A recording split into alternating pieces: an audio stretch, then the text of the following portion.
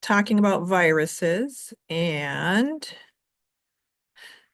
their ecology. So we're looking at this idea that, we tend to hear about viruses in the normal world out there in the news media and just non-biology people, and all viruses are evil and they're just causing a bunch of misery to living organisms.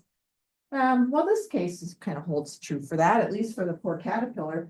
And so here you see this idea where the wasp is going to lay eggs inside the caterpillar. And if that's not bad enough, the wasp injects its symbiotic viral particles too. And the viral particles keep the caterpillar from mounting a defense against this wasp egg that's just been laid inside of it. So again, who needs science fiction? If you're a microbiologist, we have that in spades. So really interesting example. I mean, for the parasitoid wasp, it's definitely a nice situation for them. Keeps their eggs developing. They'll essentially use the nutrition of the caterpillar body to reach maturation and get into hatching and all that. And the viruses help with that process. So that's pretty sneaky. And we've learned that viruses, depending on the virus, they can have a very specific way of interacting with their hosts, like only particular parts of the body and tissue types, or you can have them only infect a certain organism and that's it, or they might have a very broad host range. So like HIV seems to, that particular virus only infects humans, but then the West Nile virus can infect lots of mammals and birds. And so that one can spread quite easily and is a continual problem around the world.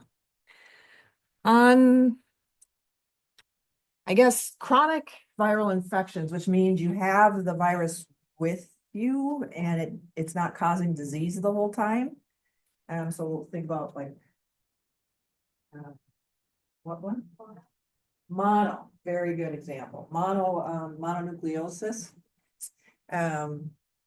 Probably a good dose of us in this room have that. I know I do. And so the Epstein-Barr virus causes that. So if you've ever had mono, which I did back in high school, senior year, you have it for life. And if you get mono again, like, oh, I got mono again, it's really not that you got it from someone necessarily. It's that the Epstein-Barr virus in you became active. So if you get really depleted, you're, sick from something else, you get extreme tired, you're just under a lot of stress. In fact, I just got tested for mono last semester because I was worried that it had reactivated because I was having the same symptoms I had when I had a full-blown mono infection, that just extreme tired. So turns out it was negative. Is mono one of the things that gets like lysogenized into you? Like it's like stays in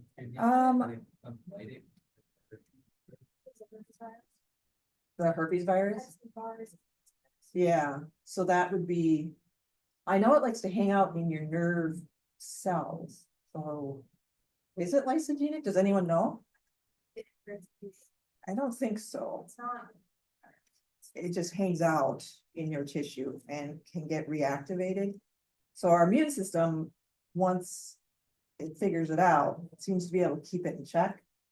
But if you get, severely overtired or just chronic stress, it can flare up. If you've had mono, but it's not active, can you still transmit it to someone else? Yeah, but I would think you'd have to have a pretty active case to transmit it because it's a high viral load from my understanding. Oh, really? Yeah. You can get tested for it though. Yes. I had a blood draw and there's different antigens they test for to see if your body's mounting a defense against it. So, but my understanding is it takes the reason they call it the kissing disease is that that's the most common way to transmit it is kissing. And they usually say it takes a high dose. So like really thorough kissing, like French kissing and really get into it so I blame my high school boyfriend, but it could have caused it that way. So you need a fairly high load in order to get that transmitted. That's my understanding, but I'm not a virologist. But so chronic viral infections are more common than acute. Acute means that you get it, so if you survive it, you're kind of done, or you don't survive it. And so there's that. And we don't have a ton of antiviral drugs. Not now anyways. They're certainly working on it, but they just don't. Okay.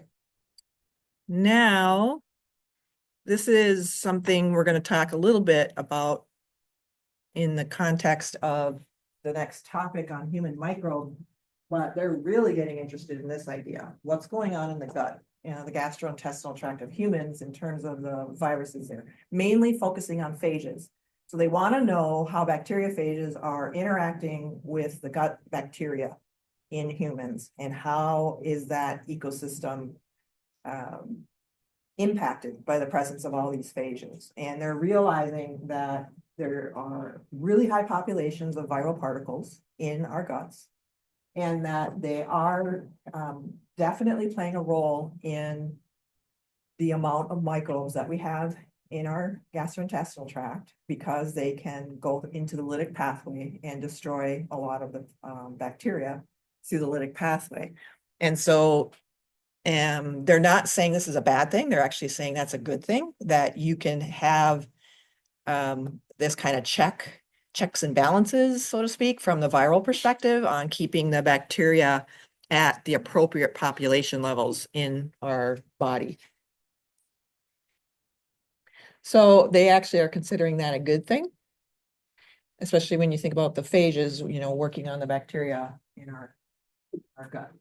They even see that phages, even though they infect bacteria and can work with bacteria, they can influence our immune system, they're finding out. The research is rather preliminary. They don't have a ton on this, but our human immune system is actually influenced by bacteriophages, even though we don't get infected by bacteriophages ourselves, like our eukaryotic cells don't, but they still can interact in a good way. In a good way, they're finding, with our immune system to help our immune system.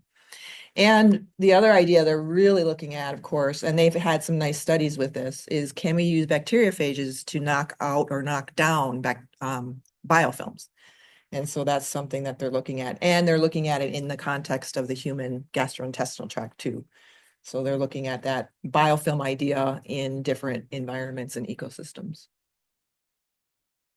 So here's an image from your book, just showing some of the ideas that they're looking into that seems like the phages are influencing both the bacteria rather directly by interacting and infecting the bacteria, but then they can also influence our immune system. And so definitely looking at that more carefully, to the point where I think I mentioned to you once or twice that there's a field of study called sociomicrobiology, where they're looking at how microbes interact with each other and communicate and form ecosystems. And so they're doing that with viruses now too. So now sociovirology, this is a title of a published paper, conflict, cooperation, and communication among viruses. So now they're starting to think that they can do some version of quorum sensing. Bonnie Bassler's group out east are looking at this, but they aren't the only group. There are others too that are looking at how viruses are interacting with each other.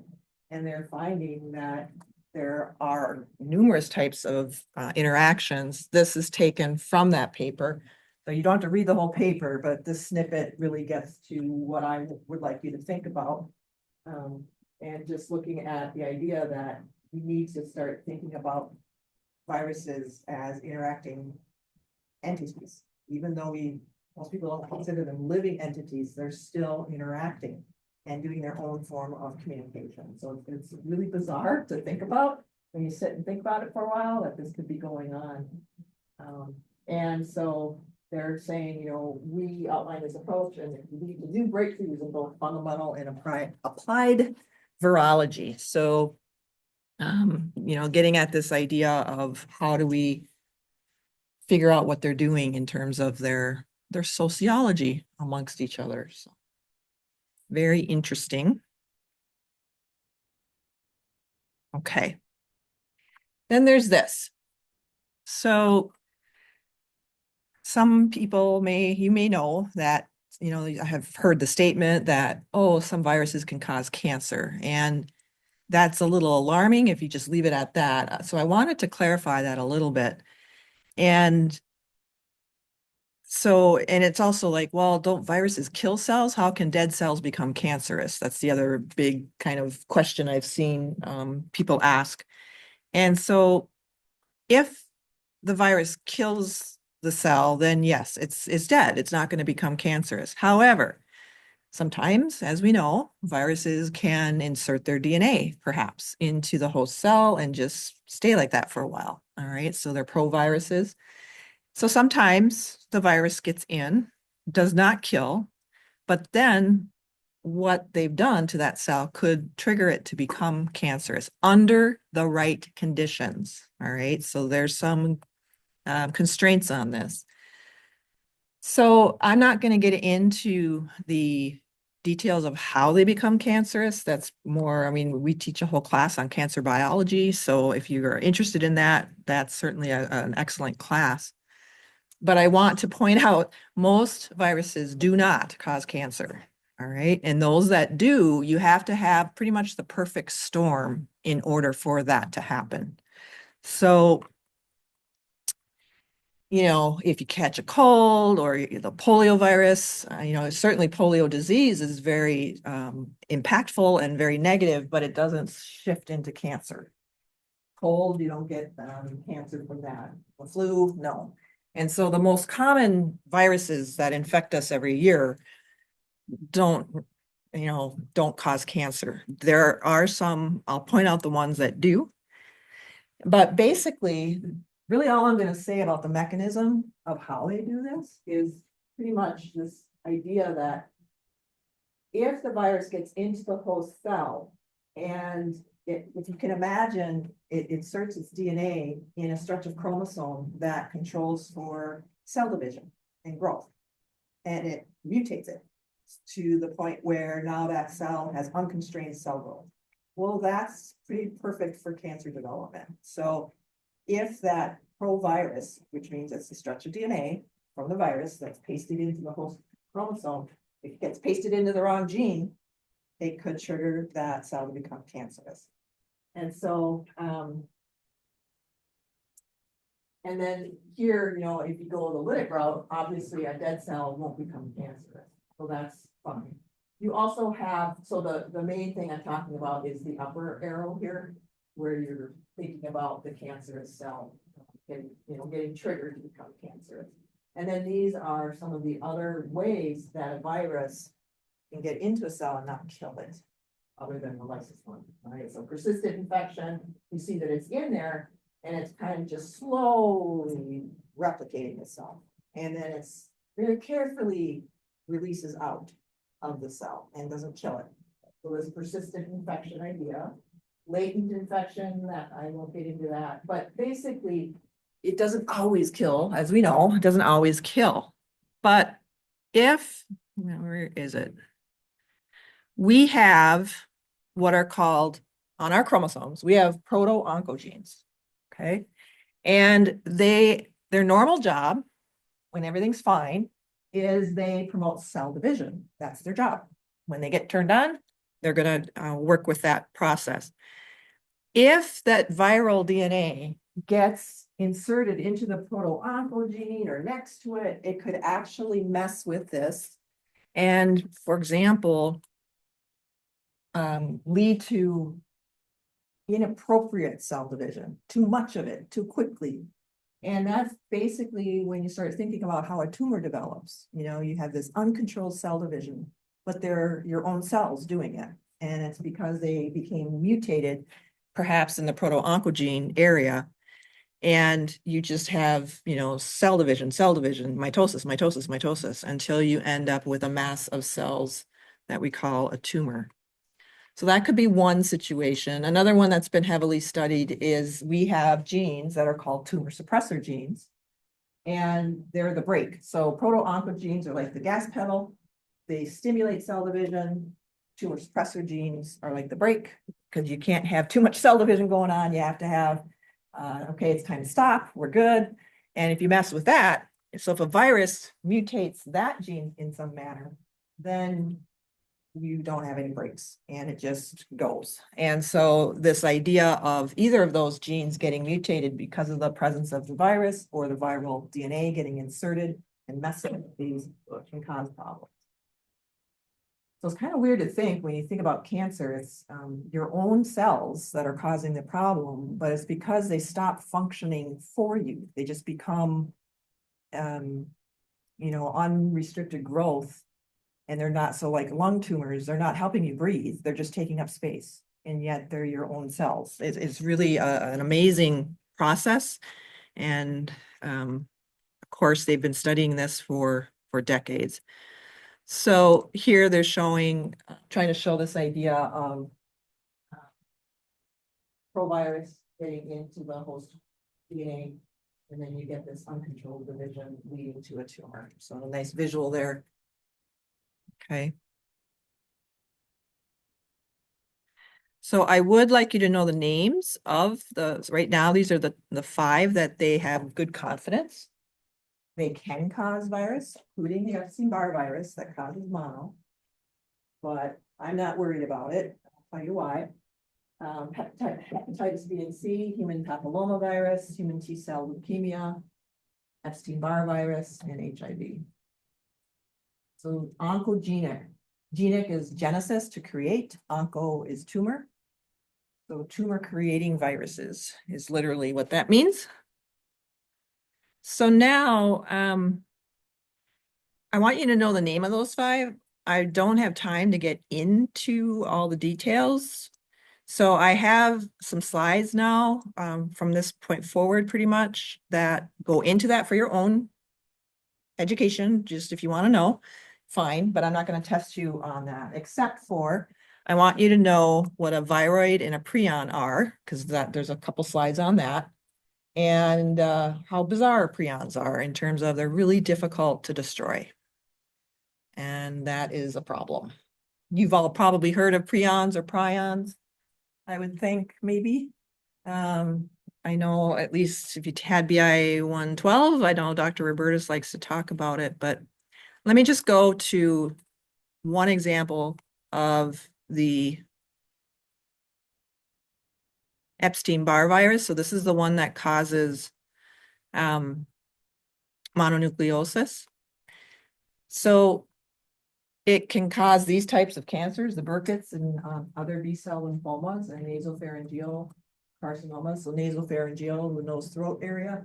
And that's where it tends to, when it's active, that's where you feel some of the symptoms.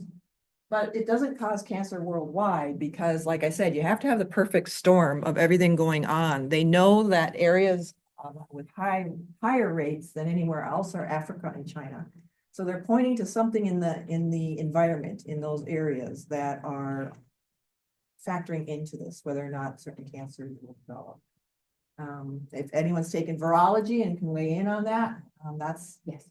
A lot of Epstein-Barr causes a lot of indirect cancer because of like you already have like this something with the immune system. Okay. So they're finding out more about it now. Yeah, well, Epstein-Barr is not a great thing for. No, it's also probably a trigger for a lot of serious autoimmune infections. I have heard that autoimmunity Yes. and Epstein-Barr. Yeah. I also did want to correct myself that I did Google. It does integrate. The latent infection itself does not always integrate. Also, It's not does like- become a provider. It can. Okay. It's very not common. So it's not typical. So it's not like HIV where it has to integrate to replicate. It's uncommon if it's a sub thing of a latent infection. Okay.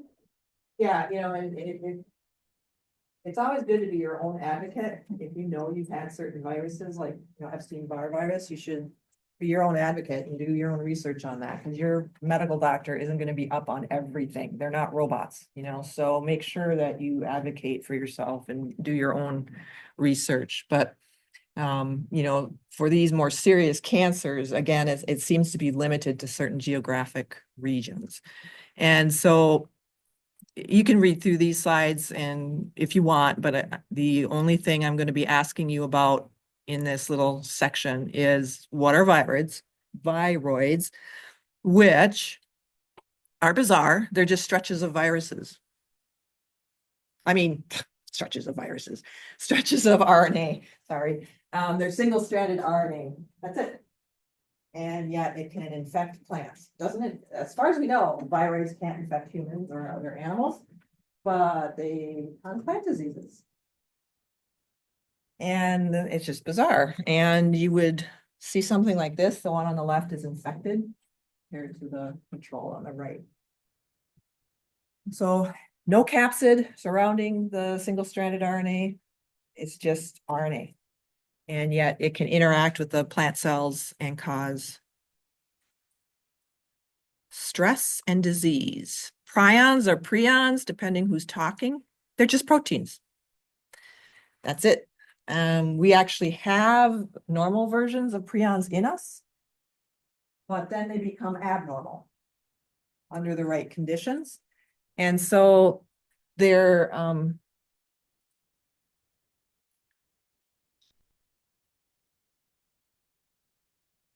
it's basically an issue with the three-dimensional structure of the protein. So once you've had transcription and translation and you have the string of amino acids all strung together, then those have to fold and twist and bend into their final three-dimensional conformation. And if they don't do that, or if they do it inappropriately or incorrectly, then they can't function like they're supposed to.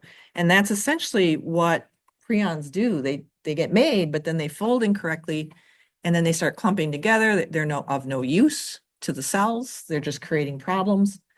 And so the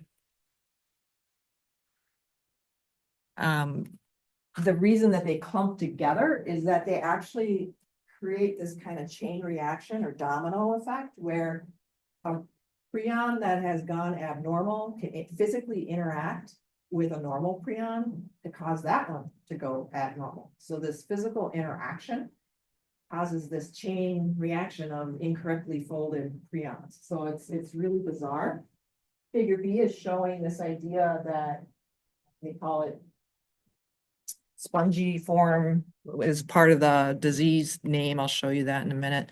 But basically it looks like sponge tissue where you have a bunch of holes, like a sponge that you use to clean with. All right, so this is brain tissue that has significant degradation because the cells that contain the abnormal prions could no longer function correctly because the prions were so messed up and caused so much of mutation in there that the cells died. And so it can create all these holes in the brain. And obviously that's not a good thing if your brain tissue has holes in it. So they call that's kind of the colloquial name for it is spongy brain disease. The scientific name, of course, has to be much longer, transmissible spongiform encephalopathies or TSEs. And so they often refer to the clumps as plaques. And because they're your own proteins, we don't mount any kind of immune response to that. So eventually it leads to your brain not working correctly, which usually manifests as loss of motor function, dementia, and ultimately death. So very bizarre. And this one, you may have heard of Creutzfeldt-Jakob disease. This is a slow-acting process. Whenever you think about prion diseases, it can take a long time for anything to be showing where you can say, oh, I think something's wrong here. There's different types. There's the so-called sporadic, which seems to just be spontaneous. They don't know quite what's going on. there can be genetic inheritance of a faulty way to make the prions. Iatrogenic, that word just means that they're getting it from usually surgery in a hospital. And so this is where they had to come up with a new way to deal with brain surgery. It's my understanding that they use brand new surgical tools with every brain surgery done. Because if the tools used on one person's brain has prions on it, even autoclaving those to sterilize them for the next surgery doesn't work. And it's my understanding they had to rethink that whole process of how do we make sure that this doesn't get introduced into another patient. Kuru in New Guinea, you might have heard of that. That is another form of this prion disease due to their practice of eating dead body parts to honor their dead loved one. And so essentially it was cannibalism, but it was done within the practice of when somebody dies, that was your way of honoring them. And so the people living would eat different parts of the body. Depending on what body part you ate, you were more at risk. And so some scientists discovered this and realized what was going on and has tried to cause a shift in that behavior so that you don't have the kuru continuing to spread. Scrapie, you might have heard of that disease. That's in sheep and goats. It's their version of prion disease.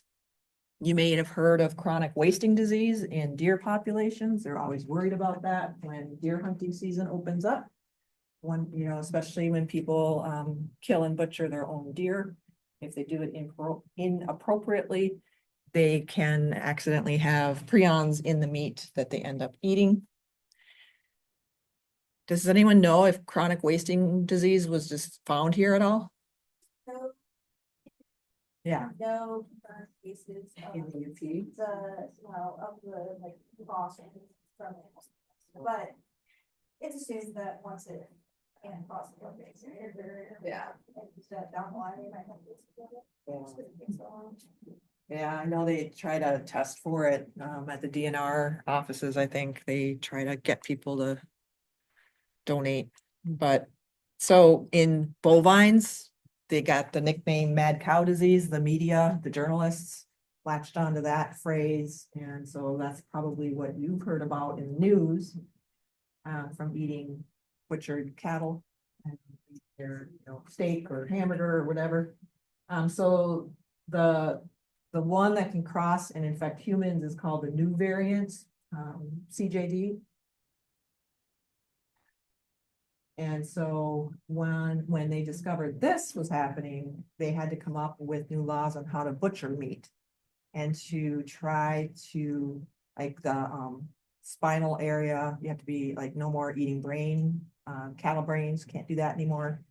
The spinal tissue, you have to carefully chop that away. And I think I don't know if it's a law, but I think they're saying don't eat the intestine. You know, sometimes they use the cattle intestines and stuff that with meat. I think they're saying don't do that anymore. So did someone? My mom, siblings, and my grandparents are not the organ donors and come from blood because they lived in England.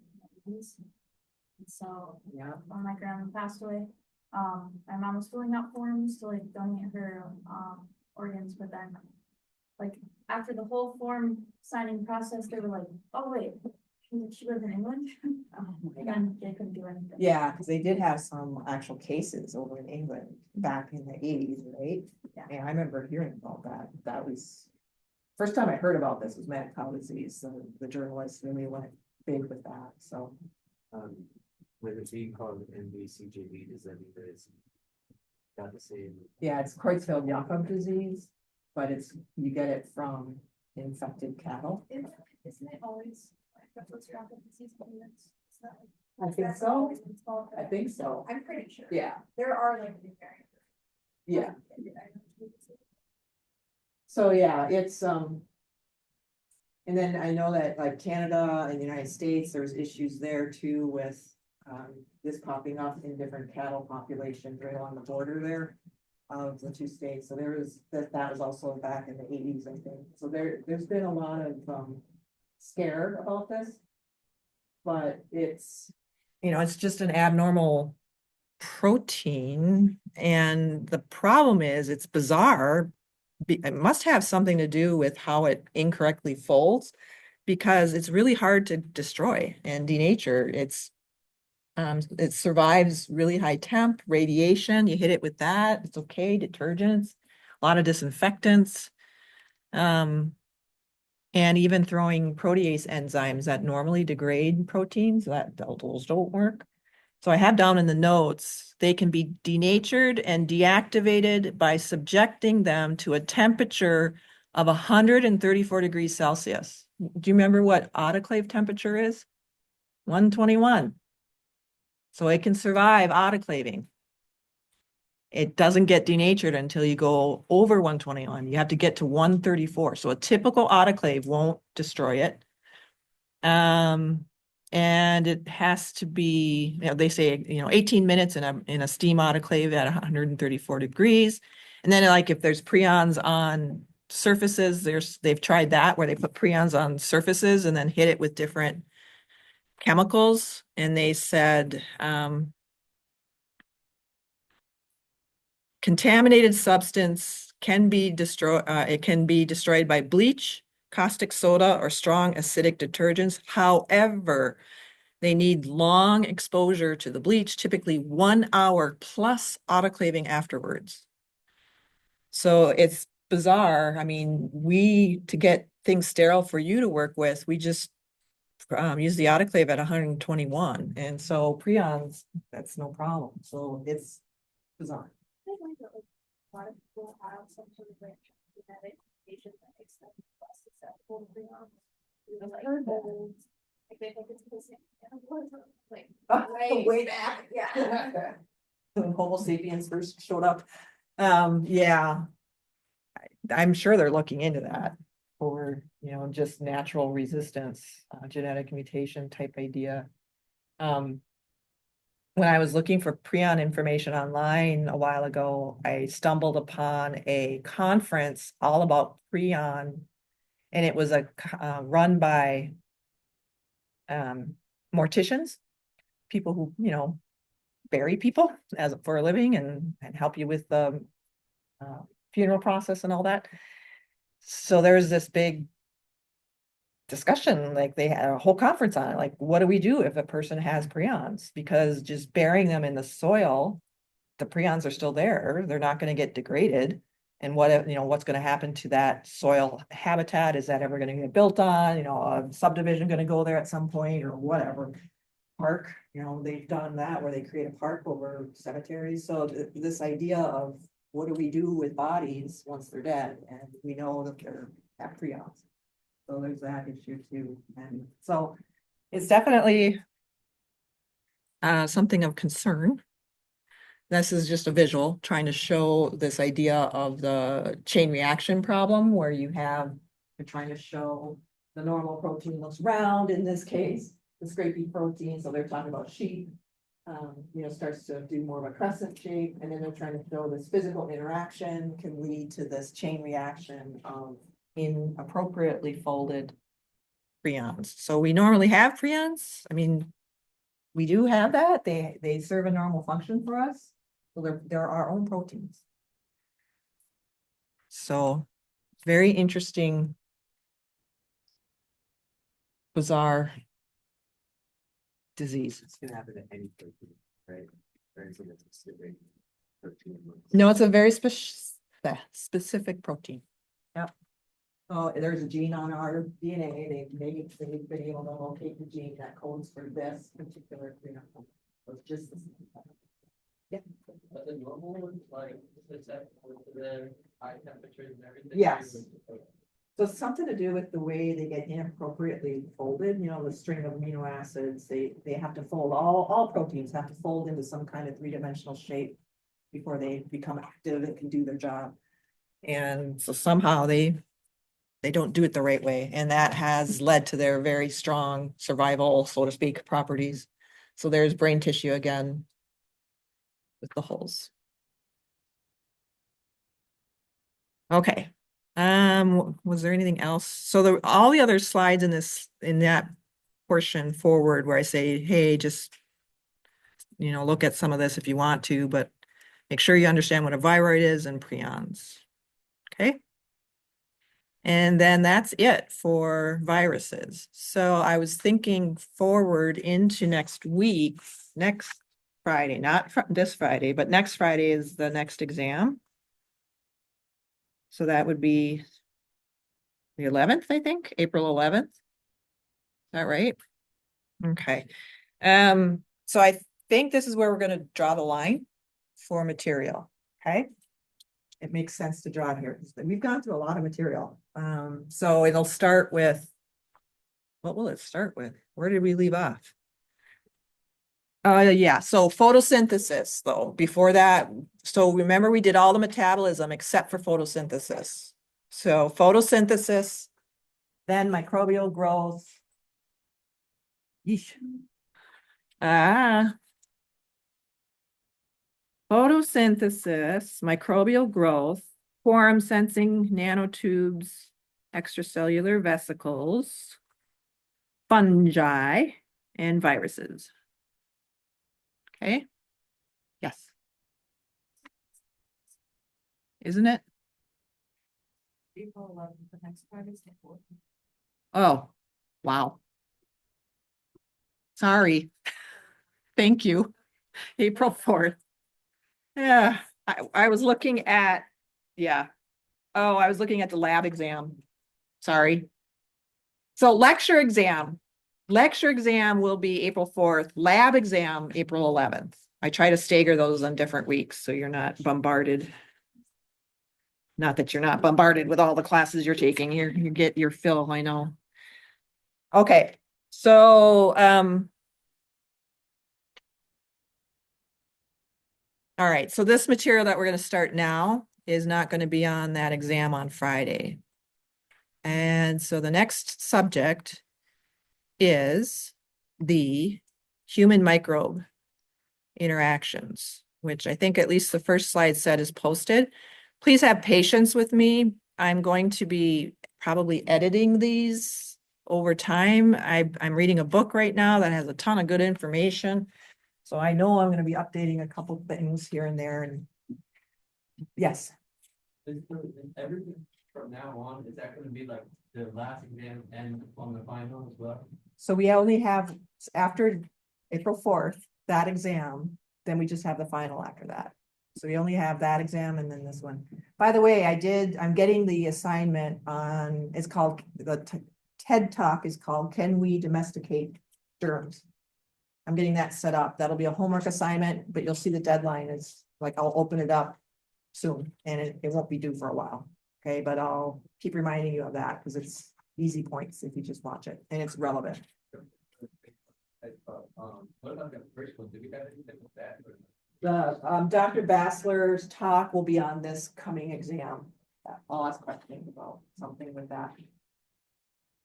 And then don't forget in the virus, there's like that New York Times article, trillions upon trillions of viruses fall from the atmosphere. And then there's a PDF on the origin of viruses. So make sure that you catch those too. It's in the readings and video section along with the TED Talks. Okay. So human microbe interactions, my toughest part of this portion of the class, well, there's two tough parts. The amount of research flying into this area is so quick and there's so many papers published and I'm not a robot, I have to sleep. So I can only do certain amount of reading into all the new literature. It's exciting. I feel very hopeful when I read into this literature. I think especially your generation and generations after you, it's going to be phenomenal in terms of healthcare in the future. I think we just have I'm very hopeful and hopefully I can show you what I mean as we work through this. So that's one problem. I can only read so many papers. That's why I got this book that I'm reading, so it kind of does that job for me. It's also the author has read a lot of papers, so that's a good resource for me too. But I read a lot of the published primary papers as well as I'm prepping this. The other thing is it's so interesting to me. I have a hard time like stopping, like, okay, that's enough, and so I have a really hard time making sure that the slide sets or these several slide sets don't get too massive. So bear with me. I'm doing the best I can. I want to get you this information. Because, I think way back in the first day of class or the first week, I might have said something like, what you learn in this class could save your life or a loved one's life. And I'm not being dramatic about that. And I think this section there's many sections of the class where I could point to that, but in particular, this section. And so this has been going on pretty full tilt since about 2005 when the National Institute of Health put out millions of dollars to scientists to have them study the normal microbes that coexist with us, not the ones that cause disease, just the normal ones, like who's there and what's going on. And so back then, unfortunately, the scientists did a study that wasn't very well thought out, and it got picked up by journalists and the news media, and this really stuck in the news media. In fact, you'll hear Dr. Bassler say this, and I'm here to tell you it's been altered. So the previous hypothesis was that an adult human has about 1 × 10⁻14 cells, and that's still true. But then somebody in the scientific realm said only about 10% of those are animal human cells. And that means 90% are microbial cells. Well, that's a pretty fascinating and amazing statement. So it's saying 90% of our body is not eukaryotic cells or the human eukaryotic cell. Well, that was grabbed and stated over and over and over in scientific papers, in the common news media, because it's such an amazing statement. Then someone said, well, where did we get this data from? And they started looking and they realized that it was kind of on the back of an envelope calculation that a couple scientists did, I imagine over a couple of beers. And they came up with this idea and did this. And then they said, no, I think we better do a better study and figure this out. And so they did.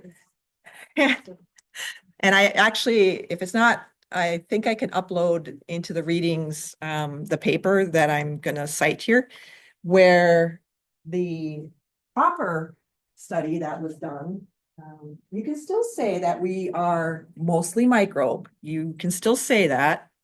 So in this published paper, they said a standard man weighing 70 kilograms has a ratio of 1.3 bacteria to every 1 human cell. So because it's over 1, 1.3 to 1, there's more bacteria than human cells in our body. And so you can still say, I bought my nephew a t-shirt when he graduated college from here, mostly microbe. So that still holds true. You are mostly microbe. And that's still fascinating to think about, that you have more bacterial cells in you and on you than you do your own eukaryotic cells that you were born with and developed into as an adult. All right, so 1.3 to 1 of bacteria to human cells.